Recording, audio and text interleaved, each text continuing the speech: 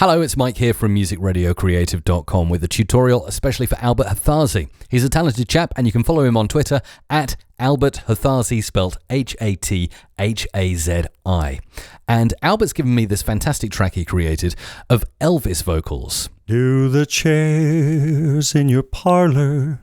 But what we need to do to it is add a little bit of reverb. Now, many of the reverb presets in Adobe Audition are not great for vocals. So what is the best vocal reverb for singing and for voiceovers? Well, I'll show you. Let's go into the effects rack, into the reverb preset there, head for Studio Reverb, and it brings up this box here.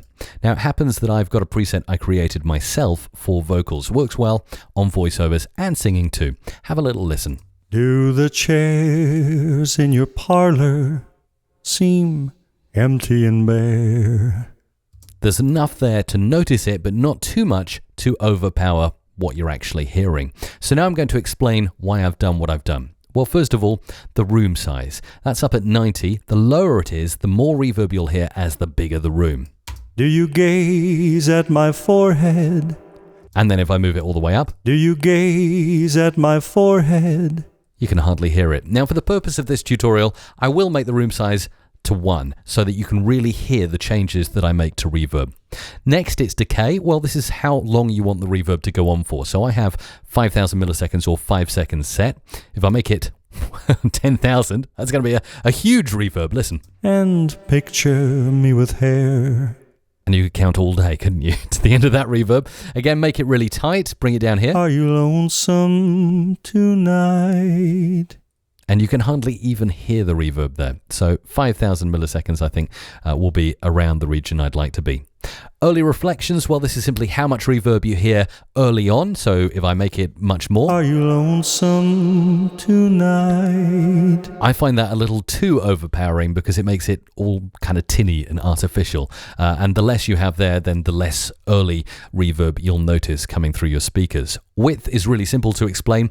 It's, do you want the reverb to be stereo or mono? So if I move it down to 0, it's going to be a mono reverb. Are you lonesome tonight?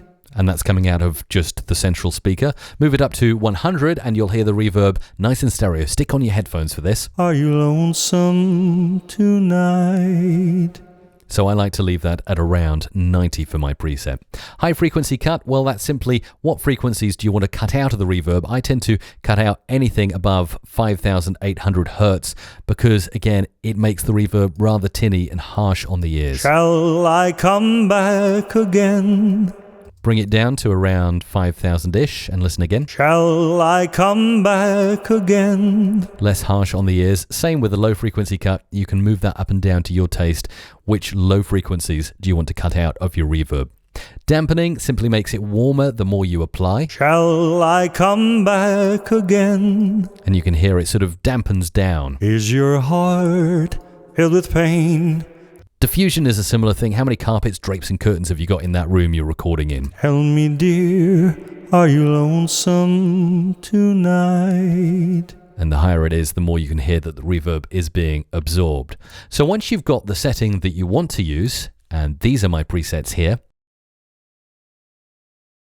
you'll finally want to play with the output level. Dry, well, this is what do you hear from the original vocal. So I have this at 100% because I don't want to damage what's being sung. Listen to what happens if I reduce it as I play back. And picture me with hair. So as I reduce that, you hear more of just the reverb signal. So for instance, if I take the wet all the way to 100%, which is your wet reverb signal, and the dry down to 0, you'll only hear reverb. And picture me with hair. So for my purpose, for a really good vocal reverb, I want to keep the dry voice there, and I want about 10% reverb. Now, sometimes when I'm producing jingles, or if you want to tweak it to match with some music that you're singing to, you might want to up the reverb so you can hear it in the mix. And picture me with hair. You see, all the way up to 35% sounds pretty decent to me. But for this purpose, I think I'll reduce it down to around 20% and play the vocals back to you with my new reverb settings applied. Do the chairs in your parlor seem empty and bare? Do you gaze at my forehead and picture me with hair? Is your heart filled with pain? Shall I come back again? Tell me, dear, are you lonesome tonight?